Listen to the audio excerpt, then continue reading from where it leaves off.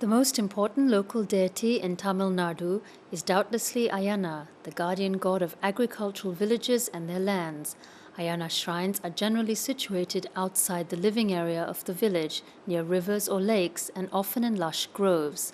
The layout and style of the temples change from region to region, as does the pantheon of the secondary deities who accompany Aiyanar. This program tries to give an idea of the natural surroundings of Aiyanar-Temples and of their different styles. Northern Tamil Nadu is the home of a very popular form of ritual theatre called Terakuttu or Kathaikuttu, in which the actors wear elaborate crowns and shoulder pieces cut out from wood. These costumes have found their way into the village temples of this region, so that the main deities are adorned in this same manner. Many of the temples here consist only in statues scattered under mighty trees or distributed in groves between bushes and shrubs.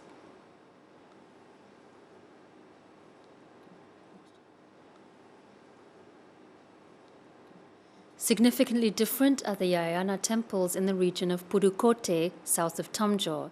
Here one often finds standing giant statues bigger than life-size, in very ornate style and made in astonishingly thin layers of clay.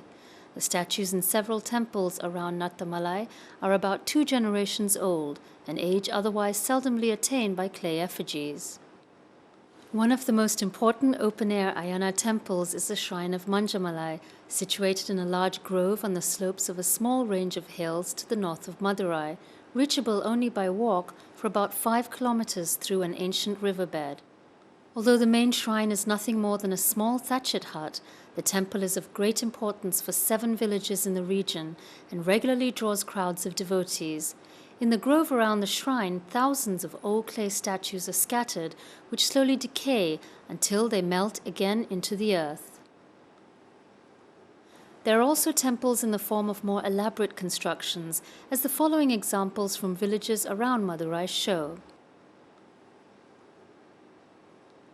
Some of these temples house an elaborate pantheon of deities which accompany Aiyanar. There are different forms of Karupan, the fierce goddess Pechiyaman, Veerabhadrasamy, the 7 Kanimar, and others.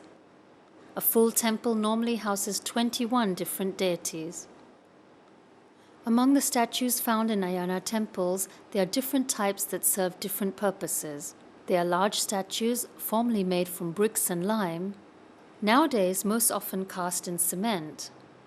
They represent the deities and are as permanent as any other statue in any other temple. Large, almost life-size clay statues, mainly of horses, which represent the votive gifts given to the temple by the entire village or by a certain community. They normally remain in the temple over a couple of years, slowly decay, and are replaced during the following festival. Votive gifts of clans, families, individuals. They differ in shape and size according to the purpose and to what the sponsor can afford to spend. The smallest votive statues most often represent the wish for a child or for the welfare of the family's children, and the wish for regaining health in case of illness or accident. For the latter, effigies of the body parts affected by the illness are represented: legs, arms, stomachs, eyes. All these effigies, but for the large constructed ones, are not meant to be permanent. They are meant to decay more or less quickly and to be replaced in the following festival. The votive statues are moreover not considered to be vessels of divine power, but for the duration of the procession with which they are carried to the temple. Once they are installed, they have fulfilled their purpose and are neglected.